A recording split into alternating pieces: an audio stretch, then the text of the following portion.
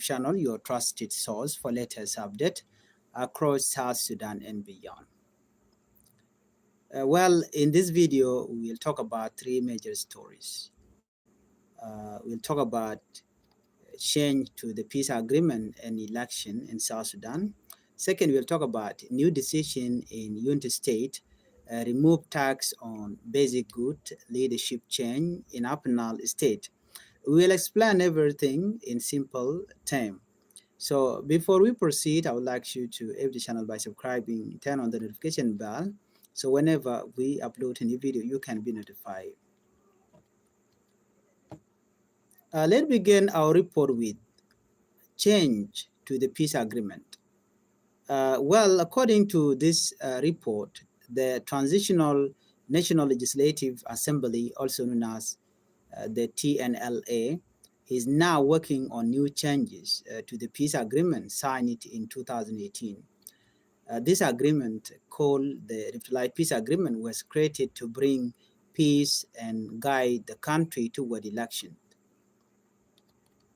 Now, new changes are being introduced to help prepare for election planned for December 2026. Why are these changes happening? According to the spokesperson of the parliament, Oliver Mori Benjamin, he stated that these changes are meant to reduce delay, make the process faster, and help the country move toward election. Lawmakers are expected to begin discussing these changes very soon. Let's look at the key change. Number one is constitution and election before.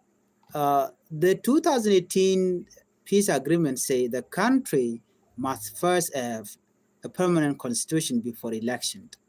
Now, the new changes said election can happen using the current transitional constitution.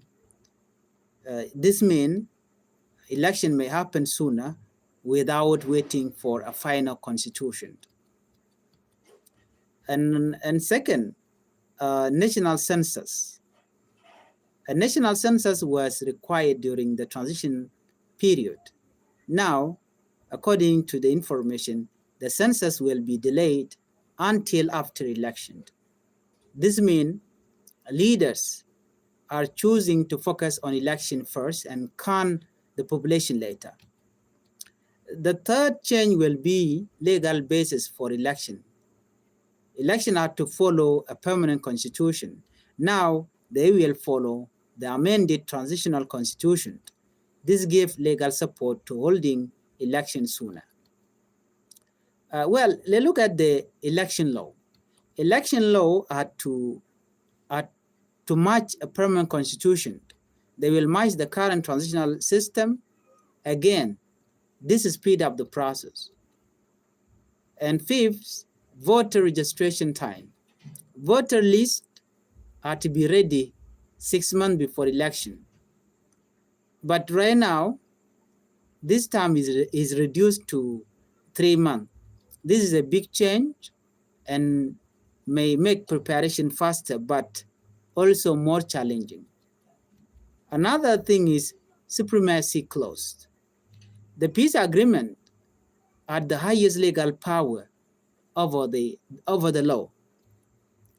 But now this rule is removed. This could change how laws are handled and interpreted in the future. What has happened so far? On April 17, 2026, the cabinet approved these changes. The president, Salva Kiir Mayardit, chaired the meeting, and this bill has now been sent to parliament. This is actually the second time the agreement has been changed in 1 year. So what does this mean for the country? These changes show that leaders want to move forward with election quickly, but there are also questions. Will election be fair without a permanent constitution? Will the short timeline affect preparation? And will all the parties in South Sudan, will they agree with these changes? Some believe this is progress. Others are worried about rushing the process. So the government is making it easier and faster to hold election in 2026, even if some important steps are not yet complete. According to the government, without permanent constitution, without population census, so they can move on with the election. But these challenges will affect the election. And it might also take South Sudan back to war. Let's move on to our second top story, Unity State tax ban. In Unity State, there is a new decision that affects everyday life, especially for small traders. The governor of Unity State, Joseph Mindfield, has ordered the tax should no longer be collected on fish, firewood, and other small goods people use to survive, according to the governor. Many people in Unity State depend on selling small items to support their families. Before, they had to pay tax even on basic goods. According to the information, they can keep more of their money. Life may become a little easier for them. This decision came after the governor visited the Bintiu IDP camp. During his visit, he saw the real situation on the ground. Officials told the governor about serious issues like security problem, drug use by the youth, lack of health care, and so forth. The government responds. The governor promised to improve security, to support peaceful living among communities, and to work on better service like health care. He also asked residents to live peacefully and support each other. This move shows that trying to reduce pressure on poor families, respond to real challenges, and improve living conditions.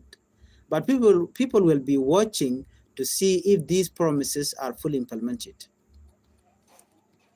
The government removed tax on basic goods to help struggling people, especially in camp.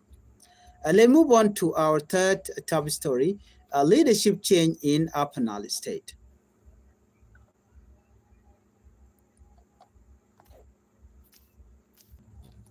Now let's talk about the third major story.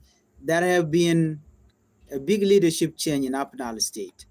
According to this report, President Salva Kiir Mayardit removed several top officials and replaced them with new ones. Some of the removed officials include Speaker Philip Akola Mum. The second one is the Deputy Speaker Paul Wright Duop, and several members of parliament. These officials came from different political groups. New leaders were selected, including Bana Sio, Guang Adwok as Speaker, Kwang Tarajiat Toch as Deputy Speaker. More members were also added from different political parties. These changes were made under the transitional constitution. The changes started right away after being announced. The president thanks the outgoing official for their work and wished the new leader success. So why does this matter? Leadership change like this can affect decision-making, political balance, preparation for election. Some people may see it as a normal change, others may see it as a part of a bigger political strategy. The president changed leadership in Upper Nile State, bringing in new officials to take over.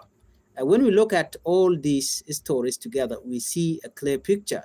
The country is moving toward election. At the same time, laws are being changed, leaders are being replaced, and economic pressure is being addressed. This shows a period of transition and preparation. But the success of this action will depend on implementation, cooperation, and trust from the people.